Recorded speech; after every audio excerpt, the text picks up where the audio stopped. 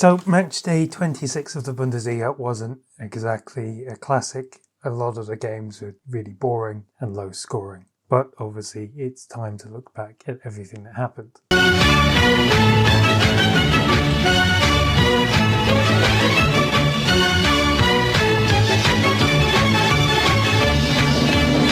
So this weekend there were two relegation 6-pointers. The first one was on Friday. It was between Borussia Mönchengladbach and St. Pauli, and Gladbach won this 2-0. It's safe to say this was not a classic at all. St. Pauli probably felt they deserved more from this due to the way they played, and they gave away an easy goal for Gladbach second, and then the first one, a free kick's a free kick. When you give it away, obviously you're giving up the potential chance that your opponent will score, but at the end of the day, obviously there's also a chance that your opponent does nothing with it. And from how far out it was, Kevin Sturger's free kick, fair enough. So, like in the wider context of the relegation fight, obviously St. Pauli are probably one of the losers of this weekend, along with the team that also lost the relegation 6-pointer on Sunday, which we'll get to. Obviously Gladbach and Mainz both won, and so they've gave themselves a nice buffer. St. Pauli obviously could have jumped out of the relegation zone now if they had got something. But St. Pauli have a bit of a problem. The next few games are not easy, but then they have a host of games against relegation rivals to kind of end the season. Cologne, Heidenheim, Mainz, and then Wolfsburg on the final day. But I do think with how all the teams are playing, I do think St. Pauli are the least equipped to be able to combat relegation. I think the likes of Mainz and Werder Bremen are in general too good to be going down, and because of that I think that's why St. Pauli will probably at least be in the relegation playoff spot. On Wolfsburg, which we'll get to, if they book up their ideas, they could move into the actual relegation zone. But yeah, obviously for Gladbach, again, like the other teams I mentioned, they're probably too good to go down. I'm not saying the quality that they have will get them out of it. Obviously, the big story as of today is the fact that their captain, Rocco Reitz, has agreed to move to RB Leipzig. I mentioned this last week and how it basically tanks any sort of legacy he has. The fee's around 21 million euros, which I think, considering how he, as well as Gladbach as a whole, to be honest, have been playing, probably a bit of an overpay.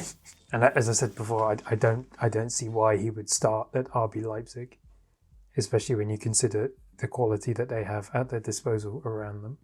So it's a bit of a strange move to make, especially as again, we'll get to, there's no guarantee that Leipzig will even play in the Champions League next year. And so on Saturday, the standout game, or really, if we're being honest, the standout game of this whole weekend was Bayer Leverkusen versus Bayern Munich. Again, quite odd that it was placed on Saturday. Obviously, Leverkusen and Bayern are the only Bundesliga teams in Europe. Both surprisingly did well last week. Leverkusen, they drew with Arsenal. Questionable penalty, which maybe they could have won. Well, Bayern obviously thrashed Atalanta and are basically in the next round already. But this game more or less just kind of descended into chaos. So Leverkusen took an early lead through Alex Garcia. And then you're thinking, okay, what the hell's going on here? And then the game descends into chaos. Jonathan Tah scores, ruled out by VAR. Then Leverkusen have several opportunities where they should have made it 2-0. Just before half-time, Nicholas Jackson gets a yellow card for challenge on Martin Terrier, but then VAR intervenes again and changes it to a red card. So Bayern are now down to 10 men. Then in the second half, Harry Kane comes on, scores immediately because of a mistake from Janis Blažević. However, the goal is then ruled out for a foul. Minutes later, again, Leverkusen fuck up and Luis Diaz scores. This time it counts. Then Luis Diaz gets a yellow card for kicking Alex Garcia in the head, which should usually be a red card offence. But he stays on the pitch. But not for long, because 10 minutes later, he then gets sent off for a second yellow card for a dive in the box. The ref has come out and said he kind of made a mistake, but then if you look at the replay, it's the fact that in the replay, Diaz trips over his own foot before then falling into Blažević. And then in the 93rd minute, Jonas Hoffmann looks like he'd scored the winner, only for it to be ruled out for offside due to mere centimetres. So if you were keeping count, VAR intervened 4 times to disallow 3 goals and give 1 red card. So taking everything into consideration of this game, Leverkusen should have won. This was the perfect opportunity for them to beat Bayern. They had several clear chances where they should have taken them, but then on the flip side, they were kind of shooting themselves in the foot repeatedly in the second half, giving the ball away too easily, being far too open, and they kind of rode their luck for a bit in the second half, and the interventions from VAR for the red cards, for example, and the goals did help them a lot. But obviously, what we have to take into consideration about this game is the fact that in just over a month, this will be the semi-final of the DFB Pokal at the Bayer Arena. And I think if the game plays out exactly as it did on Saturday, add in the jeopardy of a cup semi-final, it will be cinema. It could be one of the greatest games ever because the chaos that would occur. Obviously, Bayern admittedly have a bit injury problems at the moment, and who knows what happens with Europe. But it was a great game. And someone that impressed me was Montreux Kulbreth, who made his debut for Leverkusen right at the beginning of the year against Leipzig. And he was tasked with basically going against Luis Diaz and Konrad Laimer, because he was playing as a right wing back. And he did very, very well. He won 82% of his duels. So 9 of the 11 times, and obviously this is not completely against Diaz, but when he was going up against Diaz, he did pretty well. And obviously with the form that Diaz has been in this season, this is an 18-year-old kid being given a start against one of the best teams in Europe, and he's managed to not only hold his own, but come out on top against one of the better wingers. And so he's made himself a pretty useful utility player for Leverkusen, either playing behind the striker or right wing back. And also Leverkusen have been a bit questionable in the past few weeks. What they have shown this season is in the big games, they can actually step up a bit. Obviously, in the early stages, they got trounced in the first meeting between these two teams. But Manchester City, they won. Bayern Munich, they've now done this result. Arsenal, they drew with them. And I have a sneaky suspicion that potentially Leverkusen could get something on Tuesday. I think you take all those into consideration. And I think Leverkusen are primed for cup competition. Obviously, this is not me saying they're making a run to the Champions League final, because yes, they're on the easier side of the draw. They don't really have the quality. They've won 1 of their last 5 games and they've drew the other 4. But I think it will be interesting what happens in this meeting between these two teams in the Pokal. Because if Leverkusen are primed for cup competition, then we'll see that there. And I think it makes the game a lot more interesting. And in a rare occasion where Bayern dropped points, Borussia Dortmund won a game. So that means the gap has now been closing to only 9 points. Obviously, it doesn't ignite any talk of a title race because we knew that was over. And the whole dropping points was irrelevant. Karim Adeyemi opened the scoring, and then in the second half, Luca Reggiani scores, and that was his first professional goal. And he celebrated like it too. And obviously now that Dortmund's season is over, it means you can give opportunities to the likes of Reggiani, and Samuele Inacio played last week, for example.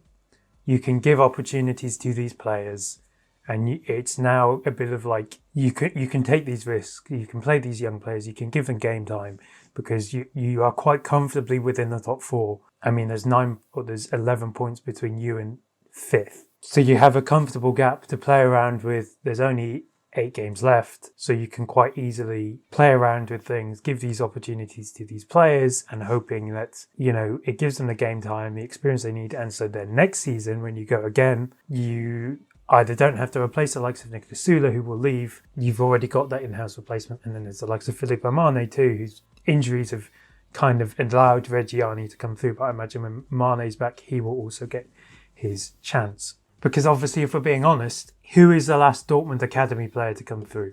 Granted, Reggiani is Italian and was poached from Atalanta. But who is the last player that has actually come through their academy and become a regular? because none of these players have came through their academy and are regulars. I mean, the proper academy players, the likes of Ansgar Knauf, Nemandi Collins, are all at Frankfurt. Christian Pulisic, technically, he's at Milan and wasn't really there enough to become a proper player at Dortmund, or like a truly established player at Dortmund. And so then you're going back and you're like, it's potentially Marco Reus. And even Marco Reus didn't get his breakthrough at Dortmund either. So, and then you're going further back and you're like, oh, it's like Michael Zorc. And obviously, I imagine there's other players in between. It's not just Michael Zorc or Lars Ricken, for example. And then on Süle, obviously, he will leave in the summer on the expiry of his contract. And it's safe to say that this was a disaster. He came in from Bayern, and it was meant to, like, it was the summer that Dortmund signed Schlotterbeck and Karim Adeyemi, and this was like, it was going, well, granted, actually, for the next season they did challenge for the title, but it was meant to, but they weren't convincing when they did it. It was meant to be like the turning point for Dortmund. And Süle was meant to be like, he would come in and be like this leader of the defence alongside Mats Hummels. I mean, he was made their highest paid player, and ultimately it failed. Injuries and his fitness has basically been the issue for this. And it's this vicious feedback loop of Süle plays, Süle gets injured, Süle then has fitness problems, Süle has to work up his fitness again, Süle gets playing again, then it's another injury, and then it's... Obviously, he obviously deals with his own stuff off the pitch too. He obviously did not deliver on the promise, as in not like the potential, but what could have been with an established winner like Süle moving from Bayern. The other important game on Saturday was between Hoffenheim and Wolfsburg. A bit of a juxtaposition. This was Dieter Hecking's first game in charge. And, you thought, okay, you see the team sheet, he's actually done something that Daniel Bauer couldn't do and play Mohamed Amoura and Desnan Pazinovic together. This was actually one of Wolfsburg's worst performances of the season so far. Amoura and Pazinovic were terrible. They created so little in attack. And Wolfsburg had attacking players on the pitch too. You had Christian Eriksen and Jesper Lindström. You even had Joachim Mæhle with a rare start. You had these players who had the chance to, or they could create, and they weren't doing anything. They were so ineffective in front of goal. Then they obviously get their lead through a set piece, and they really ride their luck in relying Kamil Grabara loads to make several saves, and then they concede against Hoffenheim. So consider in the latter stages of Daniel Bauer's time, you could say maybe the results were a bit unjust for Wolfsburg. Their performances didn't warrant the result. But in this case, it was the complete opposite. They did not even deserve a point against this team. And in a time where you're thinking, okay, maybe new manager bounce comes in, and you don't have any sort of bounce, then you really think, it really makes you question, this is going to be tough for Wolfsburg to stay up. If they keep pulling in performances like that, there's no faith that they could be a Bundesliga team next season, because it's just genuinely horrible. And then it just shows it's probably just not a manager point of view, it's a personnel one. And now they play Werder Bremen next weekend, and that is do or die, basically. If Wolfsburg don't win that, then they need a miracle. And I doubt that miracle is going to happen. The final Saturday game was between Frankfurt and Heidenheim. Frankfurt won this 1-0 with Arno Calawendo scoring the only goal of the game. Again, Calawendo, I wouldn't be surprised if he does sign permanently for Frankfurt, because despite the small injury issue that he had, he's been a success. I mean, in 11 games, he's got 4 goals, which is pretty good. So I think he should... I think there's a buy option for Frankfurt. And if there is, then they will be activating it, I think. Because he's shown that despite the limited game time in Frankfurt or Nottingham Forest at the first half of the season, he's shown that he's good. And this could be another hit for Frankfurt. And for Frankfurt, this was their 3rd clean sheet in a row. And so under Albert Riera, they now have 4 clean sheets. Obviously showing that the defensive problems that they experienced in the first half of the season was solely down to how Dino Topmüller was setting the team up, which I think is quite funny. And what this does mean is now Frankfurt are 7 points off of Europe.